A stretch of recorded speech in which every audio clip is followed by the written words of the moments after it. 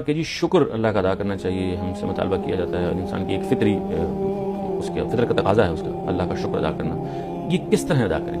یہی میرے پاس زبان ہے، ظاہر ہے کہ مجھے جن چیزوں کے معاملے میں یہ احساس ہوتا ہے کہ مجھے ان کا شکر گزار ہونا چاہیے، میں دنیا کی زندگی میں بھی اپنی زبان استعمال کرتا ہوں کہ اپنے کسی بھائی، اپنے کسی باپ، اپنے کسی بیٹے کی طرف سے جب کوئی میرے ساتھ اچھا سلوک ہوتا ہے تو میں کہتا ہوں کہ میں آپ کا شکر گزار ہوں۔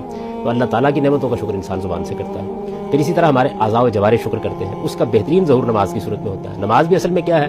اللہ کی نعمتوں کی شکر گزاری ہے، یعنی ہم اپنے سجود سے، اپنے رکوع سے، اپنے قیام سے اپنے پروردگار کی شکر گزاری کا حق ادا کرتے ہیں۔ پھر اس کے بعد ہمارے پاس اگر اللہ کی کچھ نعمتیں موجود ہیں تو ہم ابنائے نو کے لیے، دوسرے انسانوں کے لیے ان کو عام کرتے ہیں، اس کی شکر گزاری ہوتی ہے۔ پھر زندگی میں جو اعمال ہم انجام دیتے ہیں ان اعمال سے بھی دوسروں کے لیے خیر پیدا ہوتا ہے، جو شر پیدا ہوتا ہے۔ اگر ہم خیر پیدا کرتے ہیں تو یہ بھی شکر گزاری کا اظہار ہے۔ تو گویا ہماری زبان، ہمارے قول و فعل، ہر چیز سے شکر گزاری ہو سکتی ہے۔ اور شکر گزاری کا مطلب کیا ہے؟ شکر گزاری کا مطلب یہ ہے کہ آپ اس بات کا اعتراف کر رہے ہیں کہ یہ سب آپ کے پروردگار کی عنایت ہے اور آپ کو اس معاملے میں سرکشی کا رویہ اختیار کرنا ہے۔